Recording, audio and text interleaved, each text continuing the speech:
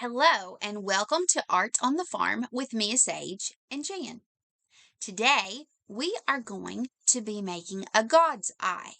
Now, this popular, used to be camp craft, is actually a little bit difficult to get started with. So be sure to have patience with yourself, particularly if you are learning from me. I am left-handed, and you are going to see that this really is how to make a God's Eye for lefties. So there are other versions online. So if you have a lefty, then have them watch me. And if you are a righty, then you may want to get on there and see somebody else with your same view of the world doing this, because it can be quite different. Just like when you're learning to tie your shoes, it was very hard for me to find a lefty to try to help me do that. So similar skills. Now, one thing that you will want to get started on is if you are unfamiliar with making God's eyes, you're going to want to go on and hot glue your sticks together. I personally prefer Gorilla Glue hot glue. If you want to do something like Elmer's regular glue, then you're going to want to put it on something slick like cellophane or any kind of parchment paper, cooking paper, put that glue on there and let it set overnight so that you're ready to go. It's good and dry by the next day. You most certainly can do that. Once it's good and dry, you're going to take your piece of yarn. Now, on purpose, let me show you, my yarn is multiple colors because in art, I like anything that makes it look like I'm a little more skilled than I am. And so as we are learning today, I wanted something that had multiple colors so that it would look like I have a whole lot of skill when I only use one piece of yarn. So if you want to do something with just one color, you most certainly can. It may be a good thing to start out, but I wanted to look super skilled from the beginning. And so that's what I did. You're just going to start by giving that a good loop-de-loop. So I'm just giving it a good loop-de-loop. I'm just covering my base here, not doing anything super special. So I just made a little X right there. And now my yarn feels very secure. Okay. So I'm going to start from under this cross. I'm going to pull up. Okay. I'm going to go over the stick.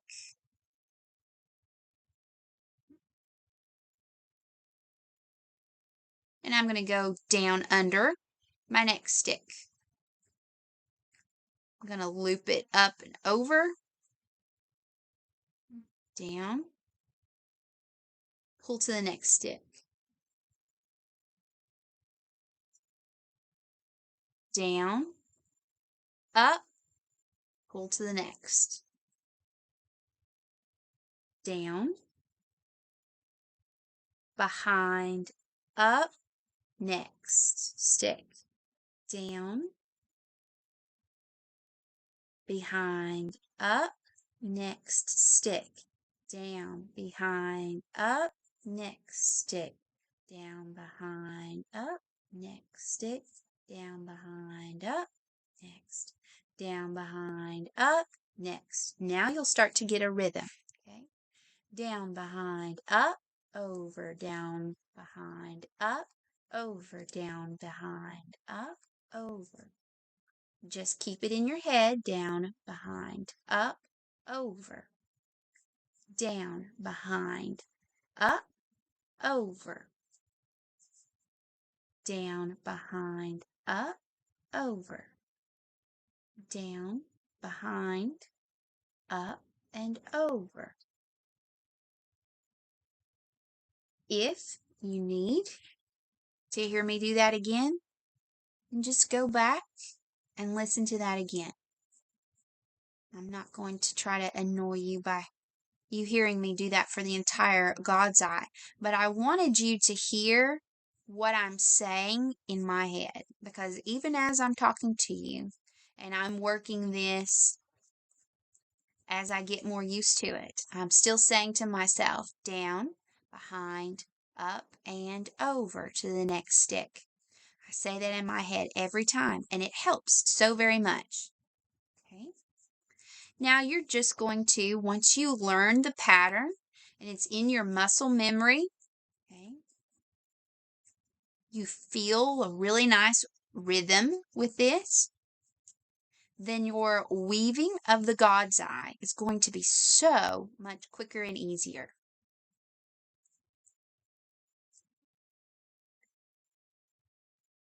Once you get the hang of it, I always hate to start one. Once I get the hang of it, I love to just go with it.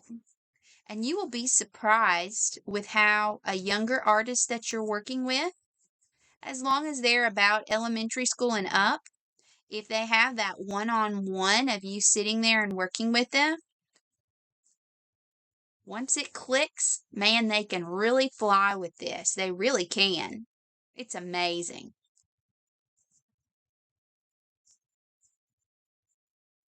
Down, behind, up, and over. And just be aware, like here I got reckless. And this is starting to overlap what I've already done. It's hard to see that with the variation. If you catch it early enough, you can fix yourself. If not, just note, ooh, I'm going to be more careful about that. I'm going to be better about that the next time that I make a God's eye. So don't get so excited about talking to your friends on the video that you forget that it is a fun process, but you also want a product that you can be quite proud of. I got too excited and I forgot that.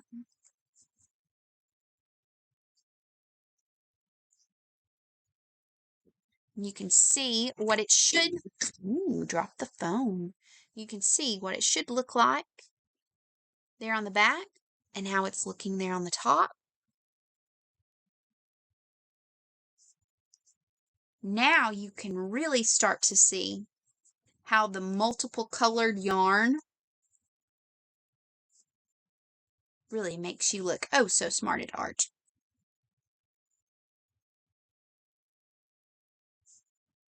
If you are not quite here yet, which if this is your first God's eye, you are probably not near the finish line. That's okay.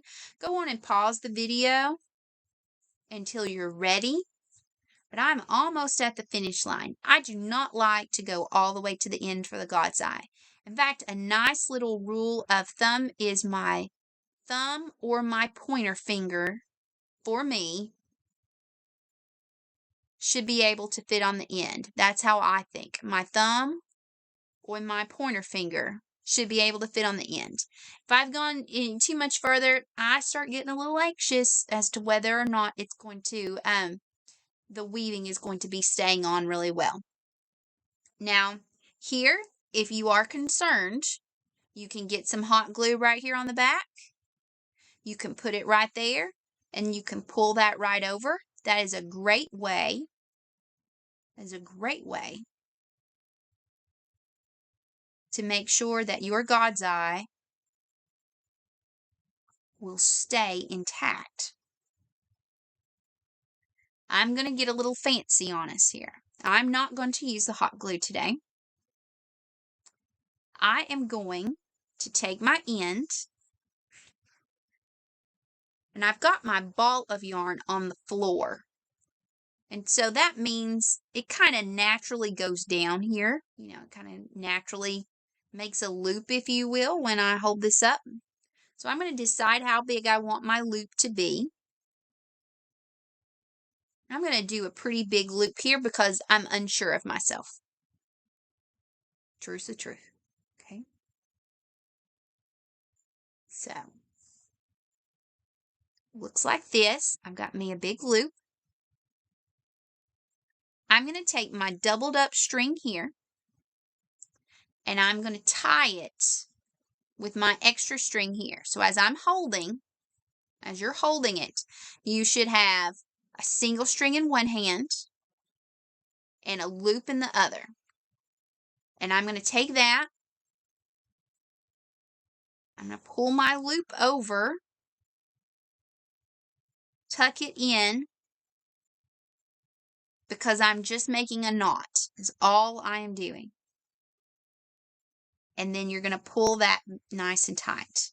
And ooh, make sure it's tight. I got my little part a little loose there.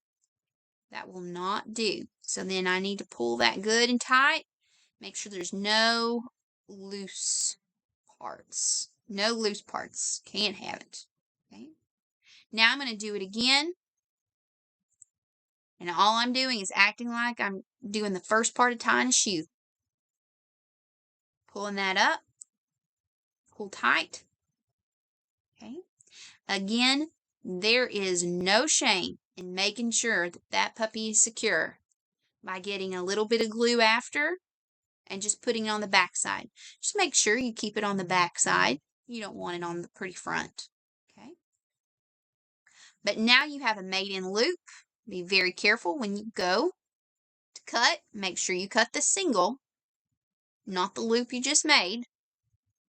Voice of experience here. And I go on and leave just a little bit of a lip. Just a little bit there. Okay. And there you have it. A God's eye. Now, personally, I would think in my head that doing bigger sticks like this would be easier for younger artists. But in my personal experience, it has been the easiest with the smallest size of popsicle sticks, craft sticks, whatever you want to call these. So try it if you are an adult and you're wanting to do it with some kids. Try it with these big old jumbos, and you may change your mind, because in my personal experience, the smaller, the better, and the better it looks. So I hope that that is very helpful to you. Thank you so much for joining us today with Art on the Farm with Mia Sage and Jan. I hope you enjoyed yourself. A big thank you to the Monroe Area Council for the Arts for this opportunity, and we will see you next time. Goodbye.